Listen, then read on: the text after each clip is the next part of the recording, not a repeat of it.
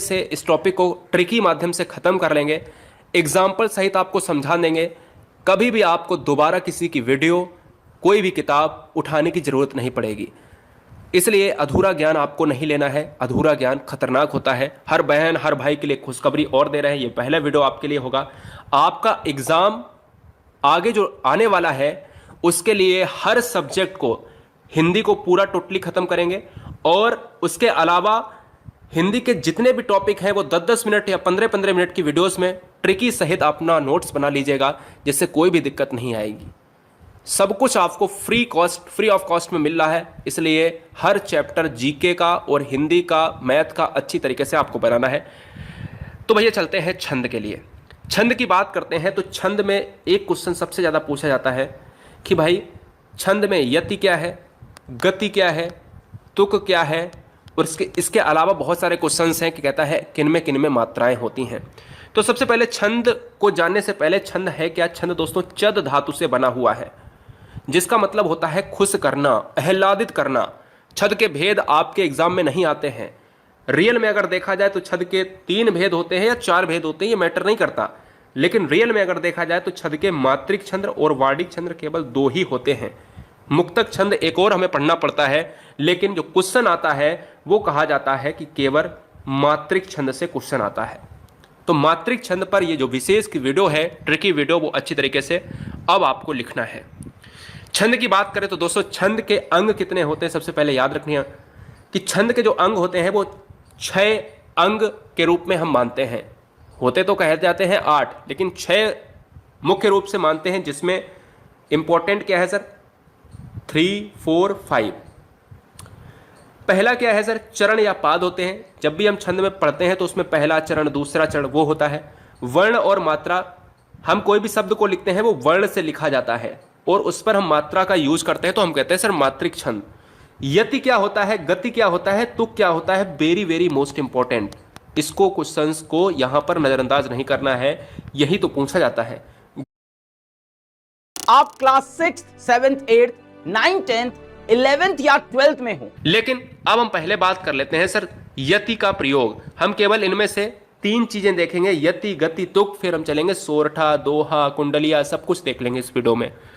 तो यार सुनिए, पहले अगर हम बात करते हैं यति, तो यति को समझने से पहले आपको यति, गति और तुक के बारे में आपको फैक्ट समझना है कि जब भी हम चलते हैं, जब भी हम किसी भी जगह जाते हैं, तो हम कहते हैं कि भाई थक गए हैं, रुक जाएं, थोड़ी देर विश्राम कर लें। तो हम कहते हैं सर विश्राम करने के लिए हमारी थकावट थोड़ी सी कम हो जाएगी, यानी कि कहीं जाने पर हम विश्राम करते हैं तो वो भी रुकना होता है। और जब हम लिखते हैं तो हम कहते हैं विराम चिन्ह का यूज करते हैं। लिखने के समय जब हम रुकते हैं तो हम कहते हैं अल्प विराम, अर्ध विराम। लेकिन जब हम बोलते हैं छंद के रूप में, जब हम छंद के रूप में हम लयबद्ध तरीके से बोलते हैं तो हम रुकते हैं, तो उसको हम यति कहते हैं। कैसे? कि जैसे हम कोई दोहा पढ़ रहे हैं तो हम उसके बीच में हम सांस लेते हैं। अब सांस कैसे लोगे? जैसे मैं आपको यहां पर एक उदाहरण दे रहा हूं, पवन तनय संकट हरण, अब हम कहेंगे मंगल मूरत रूप, राम लखन सीता सहित हृदय वसय सुरभूप। जहां पर हम कौमा की बात करते हैं, जहां पर सांस लेने की बात करते हैं, वहीं दोस्तों हम यति कहलाती है। यानी रुकने के स्थान को यति या विराम कहते हैं। पवन तनय संकट हरण, रुक गए। मंगल मूरत रूप, राम लखन सीता सहित, रुक गए। हृदय वसय सुरभूप, कंफर्म हो गया। सांस लेने की प्रकृति को हम क्या कहते हैं सर? यति कहते हैं। अब बात आती है गति क्या है। लय या प्रवाह को हम गति कहते हैं, नहीं तो आप यति को ही लय मार दो। तो ऑप्शंस में आपको बड़ा ही सही तरीके से चुनाव करना है कि यति विराम है और गति लय है। वार्णिक छंदों में इसकी आवश्यकता नहीं होती है, लेकिन मात्रिक छंदों में इसकी आवश्यकता होती है। तो हम मात्रिक पढ़ रहे हैं, जैसे पवन तनय संकट हरण, मंगल मूर्ति रूप, राम लखन सीता सहित हृदय वसय सुरभूप। हम थोड़ा सा लय में आपको बताए हैं, और थोड़ा सा और अगर हम आपको बताएं, पवन तनय संकट हरण, मंगल मूर्ति रूप, राम लखन सीता सहित हृदय वसय सुरभूप। अगर मैंने इस लय में आपको बताया तो कंफर्म पक्का हो गया होगा कि आप समझ गए होगे, आप समझाने की कोई जरूरत नहीं। छंद को पढ़ते समय जब हम लयबद्ध की चीज की बात करते हैं तो वो होता है हमारा गति। क्लियर। अब हम बात करते हैं लास्ट पॉइंट तुक की। तुक क्या है? चरणों के अंत में एक जैसे वर्णों की आवृत्ति को तुक कहते हैं। जैसे ऊपर एग्जाम्पल में आपको लिख रहा है, पवन तनय संकट हरण मंगल मूर्ति रूप रूप और राम लखन सीता सहित हृदय वसे सुरभूप। जो ऊपर वाला रूप है और नीचे वाला भूप है, ये क्या होते हैं? ये तुक होते हैं। याद रखिएगा, लास्ट वर्ड के दोनों लाइन में रूप और भूप है ना, बिल्कुल सेम सेम निकल रहे हैं, तो ये होता है तुक होता है। इसमें क्या होता है? चरणों के अंत में एक जैसे वर्णों की आवृत्ति को तुक कहते हैं। संस्कृत में तुक का महत्व तो नहीं है, लेकिन तुक ही छंद का प्राण है, ये भी याद रखना। तो क्वेश्चन में आए कि निम्नलिखित में से कौन सा छंद प्राण है, किसका छंद प्राण है डॉट डॉट, तो वो हो जाएगा तुक हो जाएगा। या बात आती है गढ़। गढ़ दोस्तों आपके एग्जाम में केवल ये पूछता है कि कितने होते हैं, ज्यादा नहीं आता है। लेकिन अभी मैं बात करूंगा भाई मात्रिक और अर्ध सम्मात्रिक छंद से जो क्वेश्चंस बनते हैं यहां से, ठीक है। अब बात आती है गढ़ क्या है। गढ़ दोस्तों संख्या क्या है? 8 होती है। 3 मात्रिक वर्णों के समूह को गढ़ कहते हैं। गणों की संख्या 8 होती है। इनके नाम और तीनों वर्णों के आदि मध्य और अंत में कहां लघु और कहां दीर्घ होगा, इसे समझने के लिए निम्नलिखित सूत्र का स्मरण रखें। गढ़ की संख्या कितनी होती है? 8।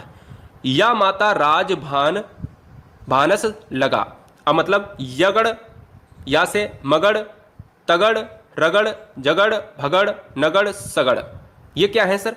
1 2 3 4 5 6 7 8, ये क्या होते हैं सर?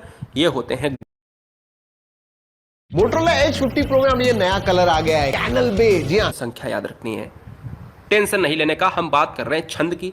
तो छंद में सबसे पहले आपको लघु मात्रा और गुरु मात्रा गिनना आना चाहिए। गिनना आना चाहिए तो भैया हमें कोई भी शॉर्टकट नहीं अपनाना है, पूरा ज्ञान लेना है पूरी वीडियोस में। हम कहते हैं सर लघु क्या है? लघु दोस्तों होती है, इसको हम कहते हैं सर ह्रस्व भी कहते हैं। क्या सर? ह्रस्व भी कहते हैं। छोटी मात्रा जिसमें होती है वो लघु होता है, या छोटा आ, छोटी ई, छोटा ऊ, री। गुरु क्या होता है? गुरु इस तरीके का सिंबल होता है, और बड़ा आ, ई, ए, ओ, औ, ऊ और अनुस्वार मतलब जितने भी अंग आह की बात करते हैं, ठीक है। यह आपको कंफर्म हो गया। ये मैंने क्यों बताया? क्योंकि अभी मैं जब आपको एग्जाम्पल दूंगा तो मात्राएं गिननी पड़ेंगी। क्यों? क्योंकि भाई जब आपसे एक एग्जाम्पल पूछ लेता है एग्जाम में, कहता है निम्नलिखित में से कौन दोहा है, कौन सोरठा है, तो भैया ये काम आता है, ठीक है। तो याद रखना है। तो ए, ओ, औ में 2 मात्राएं होती हैं, और इनमें सभी में कितने होते हैं? 4 अक्षर में केवल 1 मात्रा होती है। अभी बताऊंगा, टेंशन मत लो। सबसे पहले अगर हम बात करते हैं मात्रिक छंद। मात्रिक छंद जो होता है मैं यही पढ़ने वाला हूं। अब मैं लय पे आया हूं। अभी तक पूरा हमने आपको सिस्टमेटिक बताया कि यति, गति और तुक से क्या क्वेश्चंस होते हैं, वो पूरा क्लियर हो गया, गढ़ क्लियर हो गया। बात करते हैं सममात्रिक छंद, अर्ध सममात्रिक छंद, विषम मात्रिक छंद। 3 प्रकार के मात्रिक छंद होते हैं, जिसमें सममात्रिक छंद बहुत ज्यादा पूछा जाता है, जिसकी ट्रिक है चारों गीत हर गीतिका। सममात्रिक छंद सबसे पहले पढ़ते हैं, फिर उसके बाद में अर्ध सममात्रिक छंद पढ़ेंगे। तो सबसे पहले यार याद रखो कि चारों गीत हर गीतिका का मतलब क्या है। तो मात्रिक छंद में पहला पार्ट है सममात्रिक छंद। सममात्रिक छंद हम देखते हैं कि चारों गीत हर गीतिका में मतलब यह है कि क्वेश्चंस में आपसे ये पूछेगा कि निम्नलिखित में से कौन सा सममात्रिक छंद है और कौन सा नहीं है। तो बस ये ट्रिक आपको वहां पर काम आएगी। आपको पता रहेगा कि चारों गीत हर गीतिका जो है सममात्रिक छंद होते हैं, तो कोई रोक नहीं सकता क्वेश्चन सही करने से। अगर चारों गीत यानी चौपाई, चारों से चौपाई, रो से रोला, गीत से गीतिका और हर गीतिका तो है ही। अगर चारों गीत हर गीतिका हमारे दिमाग में है कि ये सममात्रिक छंद है, तो हमें कोई नहीं रोक सकता कि क्वेश्चन सही ना हो। तो सिंपल सी बात है कि यह आपको याद रखनी होगी। अब बात आती है चौपाई में कितनी मात्राएं होती हैं। पहली बार हमेशा यही क्वेश्चन आता है, हमेशा ही क्वेश्चन आया है, पिछली बार भी आया। रोला में कितनी मात्राएं होती हैं? 24 होती हैं। चौपाई में 16 होती हैं। गीतिका में होती हैं 26 और हर गीतिका में होती हैं 28 मात्राएं। ये आपको लिख लेना है बहुत अच्छी तरीके से। अब मैं आपको बताता हूं कि मात्राओं को गिनते कैसे हैं, चौपाई में क्या होता है, ठीक है। तो सममात्रिक छंद में कौन कौन से आते हैं? चौपाई आता है, रोला आता है, गीतिका यानी हर गीतिका। तो ये चीजें आपको याद है। अब बात करते हैं सबसे पहले चौपाई की। चौपाई की बात करते हैं। हमने कहा मात्रिक समछंद है। अगर आपसे पूछे कि चौपाई निम्नलिखित में से कैसा है, तो आप कहोगे सर कैसा है? सममात्रिक छंद या मात्रिक समछंद। हमने याद कैसे किया था? चारों गीत हर गीत का, यानी चौपाई। रोला है, पूछे रोला कैसा है? सममात्रिक। हर गीत का पूछे कैसा है? सममात्रिक। तो सबसे पहले चौपाई में 4 चरण होते हैं। प्रत्येक चरण की बात अगर हम करें तो 16-16, लेकिन अगर हम बात करें चरण की बात छोड़ो, हर लाइन में आपको 16-16 मात्राएं गिन लेनी है। मात्राएं गिनते हैं, देखिएगा। सूरज फिर से है मुस्काया, कोयलिया ने गान सुनाया। अब ये देखिएगा, इसमें मात्राएं आपको गिननी है कि क्या एक लाइन में 16 होती हैं, क्या दूसरी लाइन में भी 16 होती हैं, तो भैया क्या होगा? चौपाई होगा पक्का। सूरज हमने कहा बड़ा है ऊ, तो 2 लेनी है, 2। इसमें छोटा है तो 2 1 3, 3 1 4, 5 6 7 8 9 10 11 12 13 14 और 15 16। अब कहोगे सर कैसे हो गया? ये देखो, बड़ा ऊ है 2 ले लिया था, इसमें सर छोटा है 1 ले लिया था, इसमें छोटा है 1 ले लिया था, इसमें छोटा है 1 ले लिया था, इसमें छोटा है 1 ले लिया था, इसमें बड़ा है ए है ना, बड़ा है 2 ले लिया था, इसमें भी बड़ा है मात्रा, इसमें भी 2 ले लिया, इसमें छोटी मात्रा 1 ले लिया, इसका 1 और इसका 2 और इसका 2, 1 हो गया, 2 3 हो गया, 4 5 हो गया, 6 हो गया, 7 8 हो गया, 9 10 हो गया, 11 हो गया, 12 हो गया, 13 हो गया, 14 हो गया, 15 16। समझ में आ गया? अब तो मैंने अच्छी तरीके से समझा दिया। यानी छोटी मात्रा में 1 लेना है, बड़ी मात्रा में बड़े डंडे में ए में आए या इसमें आए या इसमें आए या इसमें आए, ये कैसी हैं? ये सभी आपको 2 लेनी। 2 का सिंबल कैसा होता है सर? ऐसा होता है। चलो 16 इसमें मात्राएं हो गई। इसमें देखते हैं, को बड़ा है 2 ले लिया, छोटा है 1 ले लिया, छोटा है 1 ले लिया, बड़ा है 2 ले लिया, डंडा है ना, बड़ा है ए है ना, 2 ले लिया, बड़ा है 2 ले लिया, ना छोटा है 1, सु छोटा है 1, ना बड़ा है 2 और ये 2 हो गया, तो 4 5 6 7 8 9 10 11 12 13 14 15 16। तो ये भी हम कह सकते हैं, हमने कहा 16 इसमें मात्राएं निकली, 16 इसमें मात्राएं निकली, आंसर क्या हो जाएगा? चौपाई हो जाएगा। कैसा है? सममात्रिक छंद। कोई दिक्कत आई? बात करते हैं नेक्स्ट, रोला। रोला कैसा सर? मात्रिक समछंद है। मात्राएं कितनी है सर? 24 मात्राएं हैं। चरण कितने सर? प्रत्येक चरण में 24। इसमें भी 24 निकलनी चाहिए, इसमें भी 24 निकलनी चाहिए। गिनना आपको बताया है, छोटे ऊ की मात्रा, छोटा आ, ये सब कोई दिक्कत मैटर नहीं करता, इसमें 1 मात्रा लेनी है। अनुस्वार विसर्ग ये सब आपको 2 मात्राएं लेनी है, ठीक है? चाहे ए हो छोटा, चाहे बड़ा ए हो, ओ हो छोटा, चाहे बड़ा ओ हो, 2 मात्राएं लेनी है। एक लाइन आपको गिन के बताते हैं, फिर आपको समझ में आ जाएगा। हमने कहा इस चरण में आपको 24 मात्राएं होनी चाहिए। उठो, उठो में क्या हो जाएगा बताओ? उठो 1 मात्रा 2 मात्रा, 1 मात्रा, बड़ी है 2 मात्रा, बड़ा है 2 मात्रा, और एक और ये छूट गया है, यहाँ पर भी 2 मात्रा, यहाँ 1 मात्रा, यहाँ पर 2 मात्रा, यहाँ पर 1 मात्रा, यहाँ पर 1 मात्रा, छोटा है 1 मात्रा, छोटा है 1 मात्रा, ये बड़ा है 2 मात्रा, और ये त्यागो, या में 2 है और ता 1 है, मतलब 3 मात्रा हो जाएंगी। मतलब कह सकते हो 1 और 2, और इसको हम कह सकते हैं 2। तुम कह सकते हैं 1 2 3 4 5 6 7 8 9 10 11 12 13 14 15 16 17 18 19 20 21 22 23 24। तो हम कह सकते हैं 24 मात्राएं इसमें निकली। इसी तरीके से 24 मात्राएं इसमें आप गिन सकते हो। हरिगीतिका की बात करें सर, नेक्स्ट है हमारा हरिगीतिका। फिर चलते हैं अर्ध सम्मात्री, जहां से दोहा सोरठा से क्वेश्चन बनते हैं। हरिगीतिका से क्वेश्चन क्या बनते हैं सर? कहता है सबसे पहले कि कैसा है, तो हमने कहा कि चारों गीत हरिगीत का ट्रिक बताइए आपको, तो आपका हो गया सममात्रिक छंद।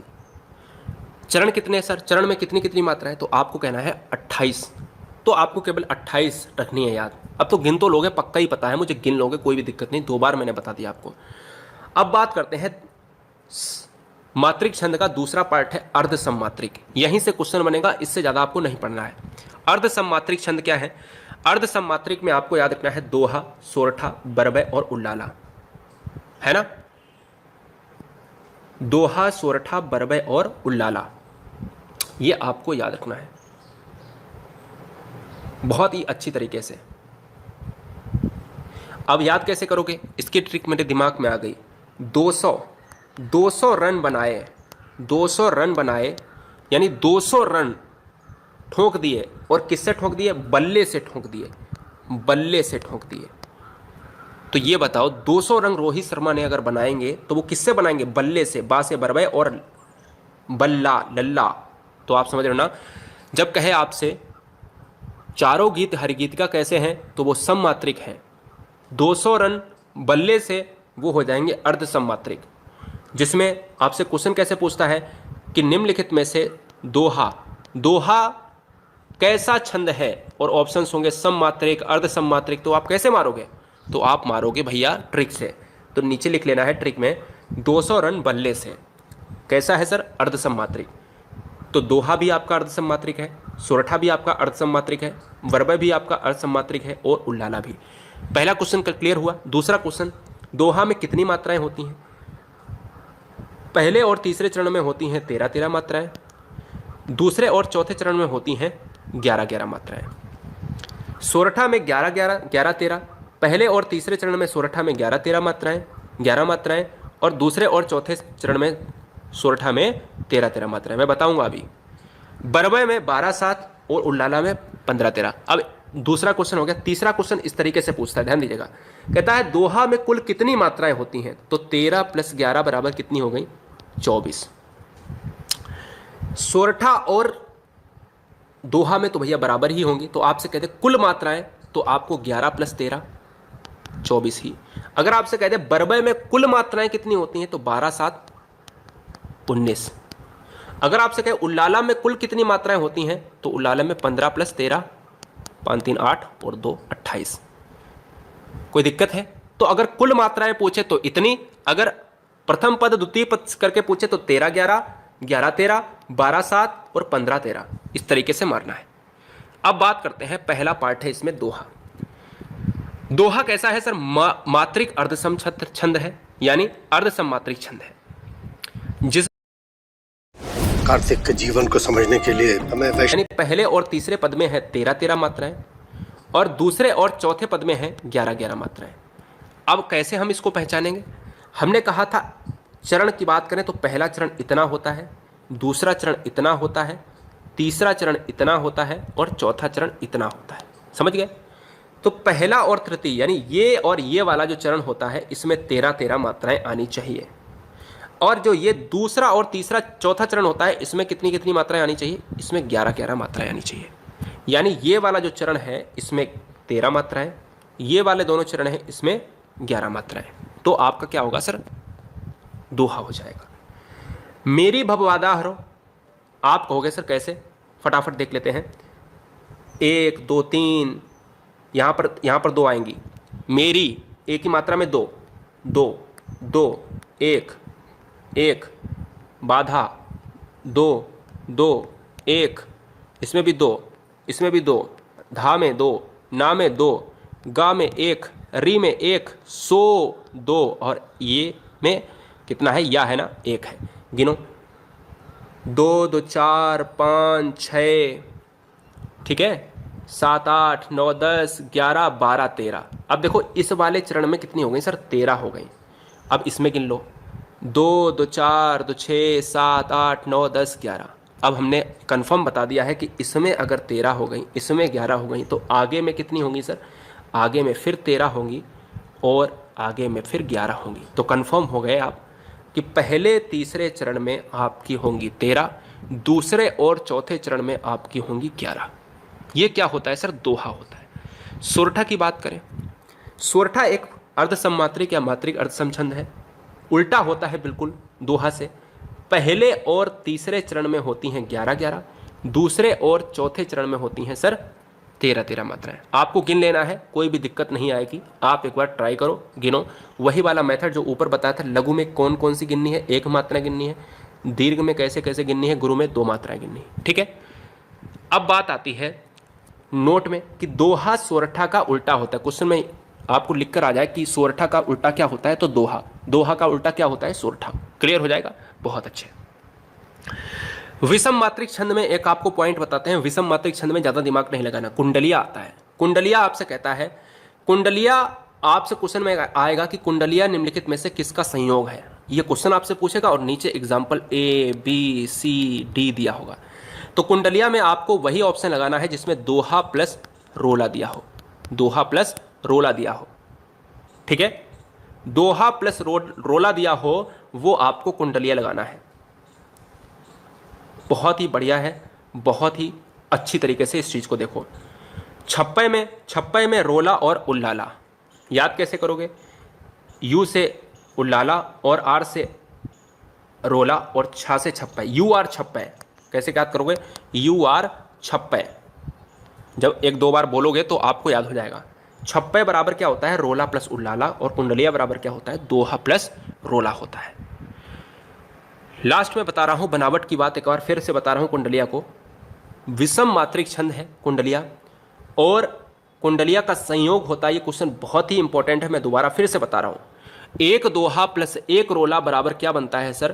कुंडलिया बनता है। और एक दोहे में होता है 13-11 मात्राएं, और रोले में होती हैं प्रत्येक पद में 24-24 मात्राएं, जो हम पहले ऊपर पढ़ा चुके हैं। सब्सक्राइब करें गुरुजी वर्ल्ड और